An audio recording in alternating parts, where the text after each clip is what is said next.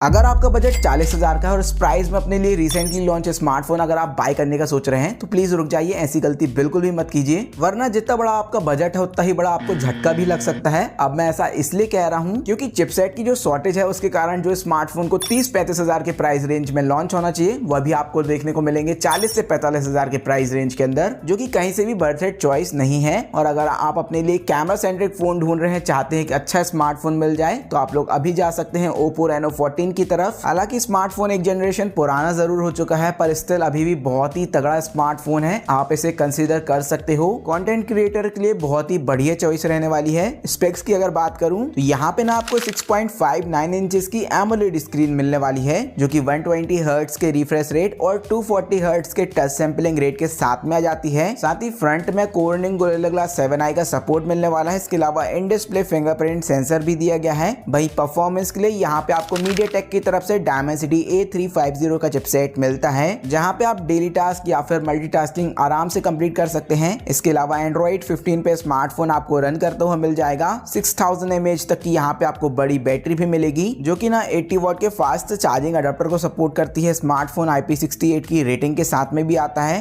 Camera की बात कर लेते हैं तो देखिए इसके बैक में आपको ट्रिपल सेटअप कैमरे मिलेंगे, जिसमें से 50 मेगापिक्सल का आपको प्राइमरी सेंसर मिलने वाला है, सेकेंड में 50 मेगापिक्सल का टेलीफोटो लेंस और थर्ड में 8 मेगापिक्सल का ultra wide angle lens sensor मिल जाएगा। फ्रंट में भी आपको 50 मेगापिक्सल की सेल्फी मिलेगी। साथ ही आप इस स्मार्टफोन के फ्रंट एंड रियर कैमरे से 4K तक की वीडियो को भी शूट कर पाओगे 60 FPS में। फाइनली अगर मैं इस स्मार्टफोन की प्राइसिंग की बात करूं तो इसका 8+ 256GB रोम वाला वेरिएंट 38,700 रुपीज के प्राइस रेंज में आप इस स्मार्टफोन को अभी बाय कर सकते हैं। बाकी मैं इस वीडियो में जितने भी स्मार्टफोन्स आपको बताने वाला हूं सभी को मैंने प्रोडक्ट सेक्शन में भी टैग किया हुआ है, तो आप वहां से भी डायरेक्टली स्मार्टफोन को बाय कर सकते हो। इसके बाद अगर आप लोग ऑलराउंडर स्मार्टफोन ढूंढ रहे हैं अपने लिए, जहां पे बैलेंस परफॉर्मेंस मिल जाए तीनों ही सेक्टर में, तो आप लोग जा सकते हैं Realme GT7 की तरफ। या फिर अगर आप Realme की तरफ से आने वाले कैमरा सेंट्रिक फोन ढूंढ रहे थे तो आप लोग जा सकते हैं Realme 16 Pro Plus की तरफ। हालांकि स्मार्टफोन 44,000 के प्राइस रेंज में सेल हो रहा है। अगर कार्ड वगैरह का यूज करोगे तो आपको 37,000 के प्राइस रेंज में मिल जाएगा। बाकी GT7 की स्पेक्स की बात कर लेते हैं तो यहाँ पे आपको 6.78 इंचेस की LTPO AMOLED स्क्रीन देखने को मिलेगी, जो कि ना फ्लैट डिजाइन के साथ में आती है। यहाँ पे आपको 120 हर्ट्ज तक का रिफ्रेश रेट मिल जाता है। फ्रंट में Corning Gorilla Glass 7i का सपोर्ट भी मिलेगा। परफॉर्मेंस यहाँ पे आपको बहुत ही अच्छी मिलेगी। MediaTek Dimensity 9400E चिपसेट का यूज किया गया है यहाँ पे। इसके अलावा स्मार्टफोन Android 15 पे आ जाता है। Realme के UI 6 पे आपको स्मार्टफोन रन करते हुए मिलेगा। साथ ही IP69 की रेटिंग भी मिलती है इसमें और 7000 mAh तक की यहाँ पे आपको बड़ी बैटरी मिलेगी, जो कि 120 वॉट के फास्ट चार्जिंग अडेप्टर को सपोर्ट करती है। यहाँ पे आपको बाईपास चार्जिंग का भी सपोर्ट मिल जाता है, तो गेम खेलते वक्त चार्जिंग आराम से कर पाओगे। कैमरे की बात कर लेते हैं तो देखिए इसके बैक में आपको ट्रिपल सेटअप कैमरे मिलेंगे, जिसमें से 50 मेगापिक्सल का प्राइमरी सेंसर मिलने वाला है Sony IMX906 वाले सेंसर के साथ में। सेकेंड में 50 मेगापिक्सल का टेलीफोटो लेंस, थर्ड में 8 मेगापिक्सल का अल्ट्रा वाइड और फ्रंट में आपको 32 मेगापिक्सल की सेल्फी मिलेगी। साथ ही आप इसके रियर कैमरे से 4K 60 FPS तक की वीडियो को भी शूट कर पाओगे।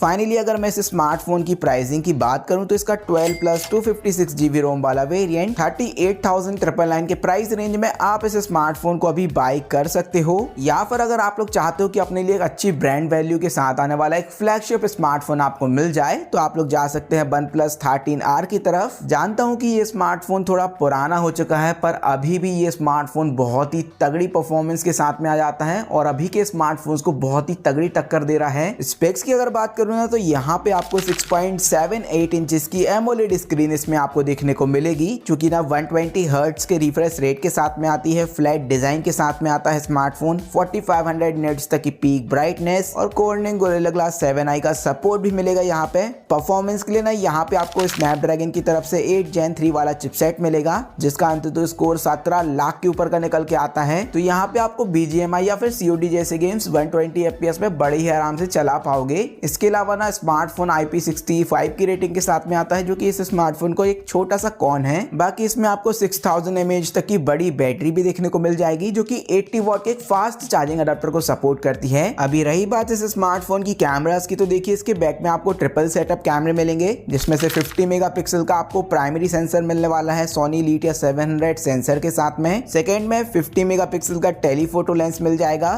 थर्ड में 8 मेगापिक्सल का अल्ट्रा वाइड और फ्रंट में आपको 16 मेगापिक्सल की सेल्फी मिलेगी। इसके अलावा आप इसके रियर कैमरे से 4K तक की वीडियो को भी शूट कर पाओगे। फाइनली अगर मैं इस स्मार्टफोन की प्राइसिंग की बात करूं तो इसका 12+ 256GB रोम वाला वेरिएंट 39,999 के प्राइस रेंज में ये स्मार्टफोन आपको अमेजोन पर मिलने वाला है। या फिर अगर आप अपने लिए गेमिंग स्मार्टफोन ढूंढ रहे थे तो आप लोग जा सकते हैं iQOO Neo 10 की तरफ, जो कि एक बहुत ही अल्टीमेट चॉइस रहेगी। और अगर आप अपना बजट बढ़ा सकते हैं या फिर अगर आप लोग कार्ड का यूज कर सकते हैं तो आप लोग जा सकते हैं iQOO 15R की तरफ, जो कि अभी के टाइम पे एक अल्टीमेट चॉइस रहने वाली है। बाकी Neo 10 की अगर मैं स्पेक्स की बात करूं तो यहाँ पे ना आपको 6.78 इंचेस की एमोलेड स्क्रीन देखने को मिलेगी, जो कि ना 144 हर्ट्ज के रिफ्रेश रेट के साथ में आती है। 360 हर्ट्ज का यहाँ पे आपको टच सैंपलिंग रेट मिलेगा। साथ ही अगर आप लोग आउटडोर में ज्यादातर स्मार्टफोन को यूज करते हैं तो यहाँ पे आपको 5500 निट्स तक की पीक ब्राइटनेस भी मिल जाती है। अगर परफॉर्मेंस की बात करें तो यहाँ पे आपको स्नैपड्रैगन की तरफ से 8s Gen 4 का चिपसेट भी मिलेगा, जहाँ पे आप BGMI जैसे गेम्स को हाई सेटिंग्स में बहुत ही अच्छे से खेल पाएंगे।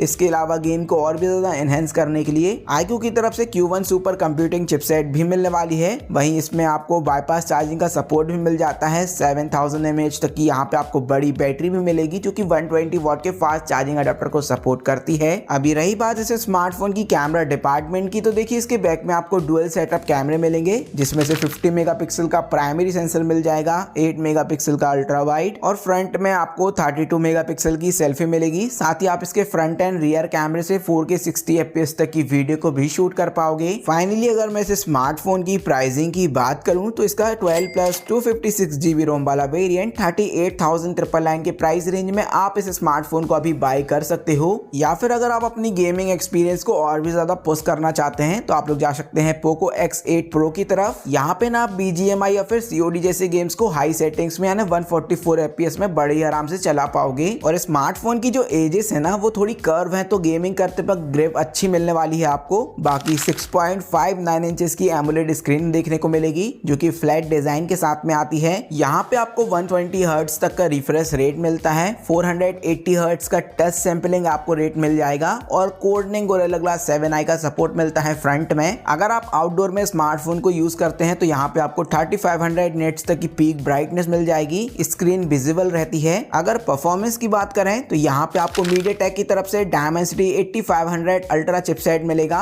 जिसका अंततः स्कोर 23 लाख के ऊपर का निकल के आता है। तो आप लोग जान ही सकते हैं कि ये स्मार्टफोन कितनी अच्छी परफॉर्मेंस निकाल के देने वाला है। इसके अलावा Android 16 पे स्मार्टफोन आपको रन करता हुआ मिल जाएगा, IP69 सर्टिफिकेशन के साथ में आता है और 6500 mAh की यहाँ पे आपको बड़ी बैटरी भी देखने को मिलेगी, जो कि 100 वॉट के फास्ट चार्जिंग अडेप्टर को सपोर्ट करती है। इसके बैक में ना आपको डुअल सेटअप कैमरे भी देखने को मिलेंगे, जिसमें से 50 मेगापिक्सल का आपको प्राइमरी सेंसर मिलेगा, 8 मेगापिक्सल का अल्ट्रा वाइड और फ्रंट में आपको 20 मेगापिक्सल की सेल्फी मिलेगी, जहां आप अच्छी खासी फोटोज को कैप्चर कर पाएंगे। और वीडियो की बात करें तो यहाँ पे आप रियर कैमरे से 4K 60 FPS तक की वीडियो को शूट कर सकते हो। फाइनली अगर मैं इस स्मार्टफोन की प्राइसिंग की बात करूं तो इसका 12+ 256GB रोम वाला वेरिएंट 37,999 के प्राइस रेंज में आप इस स्मार्टफोन को अभी बाय कर सकते हैं। और अगर आप कार्ड वगैरह का यूज कर सकते हो तो आप लोग जा सकते हैं इसके बड़े भाई की तरफ, पोको X8 Pro Max की तरफ, जो कि एक अल्टीमेट चॉइस रहेगी। बाकी यही कुछ बेस्ट स्मार्टफोन थे 40,000 के प्राइस रेंज के अंदर। अगर आपको इनमें से कोई भी स्मार्टफोन पसंद आया है, लिंक मैंने प्रोडक्ट सेक्शन में टैग कर दिया, आप डायरेक्टली स्मार्टफोन को बाय कर सकते हैं वहां से। और अगर वीडियो से थोड़ी बहुत हेल्प हुई है तो प्लीज वीडियो को लाइक और चैनल को सब्सक्राइब जरूर कर दीजिएगा। मैं मिलूंगा आप लोगों से नेक्स्ट वीडियो में, तब तक लिए जय हिंद, वंदे मातरम।